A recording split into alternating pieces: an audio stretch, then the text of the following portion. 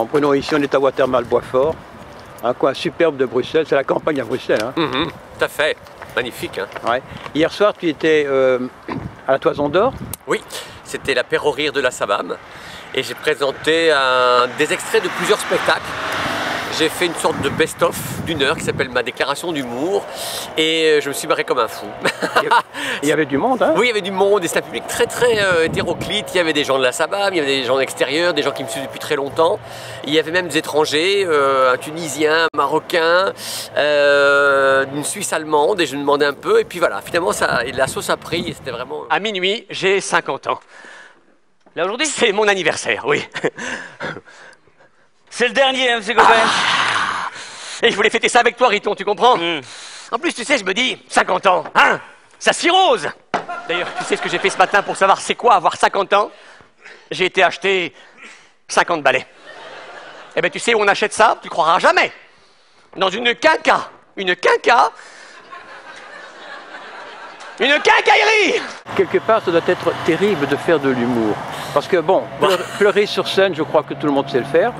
Mais monter sur scène, avoir devant soi 120, 150, 200 personnes et puis dire maintenant il faut qu'ils rient les mecs. Hein. Ben ouais, mais en même temps, l'actualité est tellement forte que tu mets deux événements qui ont l'air d'avoir aucun rapport entre eux et il y a moyen vraiment de faire des choses rigolotes et moi c'est ma façon de vivre aussi, de pouvoir supporter un peu tout ce qui va pas dans le monde. T'as déjà eu des salles où personne ne réagissait? Non, ça non. Enfin, la France, non, que ce soit en Belgique, au Québec ou ailleurs. Je crois que je commence un peu à sentir comment arriver en public et dire voilà, je vais vous raconter ceci de façon très humble, très simple, et puis emmener les gens un peu plus haut dans mes histoires un peu parfois absurdes. 1, 2, 3, 4. C'est l'appel du large, de l'extra large. Le goût des petits plats, c'est surgelé. Alors, heureusement, il y a. Faut-il que je monte à l'assaut des thérapies anti-kilo? Et pourquoi vouloir me divorcer d'avec ma saucière bien aimée? Jamais vous ne m'épatez par vos minceurs à la Birkin. C'est l'appel du large, de l'extra large. Le goût des petits plats, c'est surgelé.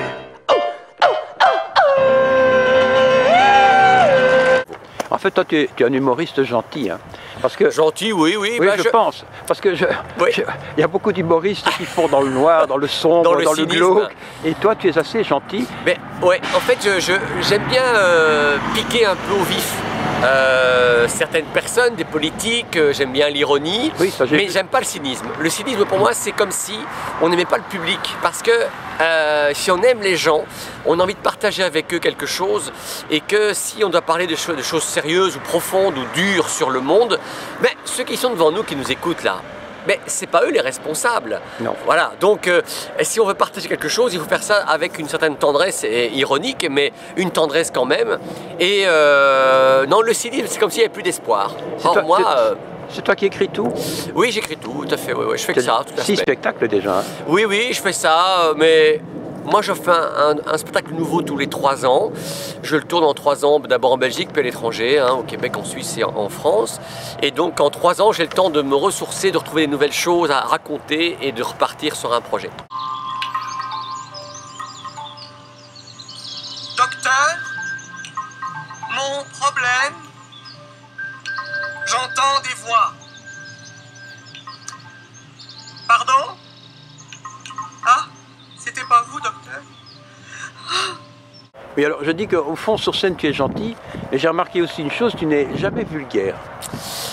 Bon, écoute, enfin, vulgaire, je veux dire, non, mais j'en sens, on ne rit pas le rire gras où on se tape sur la cuisse, non. Mais écoute, moi j'ai une sorte hein. de respect pour les gens qui payent leur place, qui payent 20-25 €.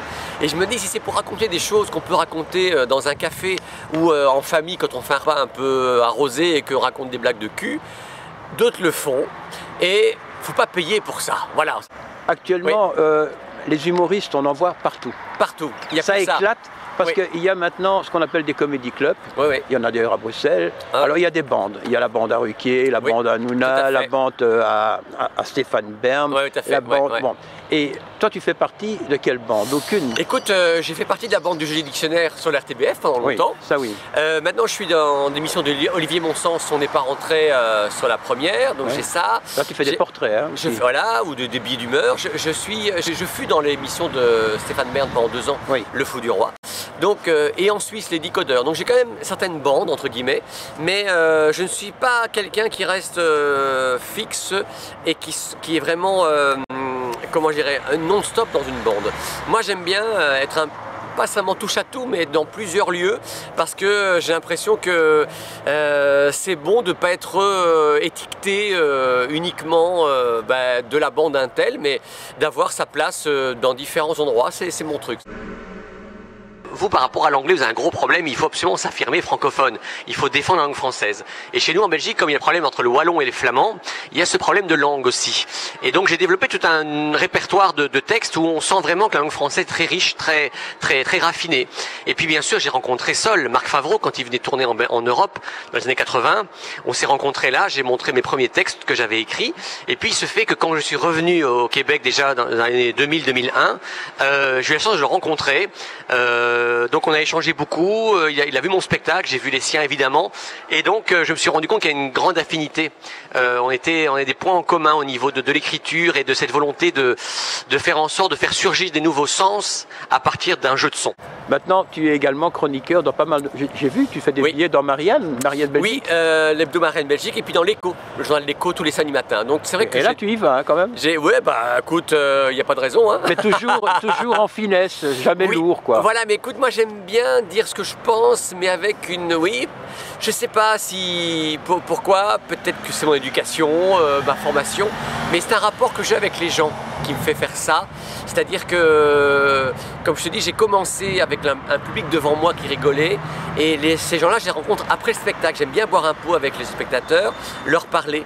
Et donc, j'ai l'impression que la connivence que j'ai avec eux, j'ai pas envie de la briser par un truc trop cynique ou trop tranchant. J'aime bien leur dire des choses avec une certaine douceur et ironie. Voilà.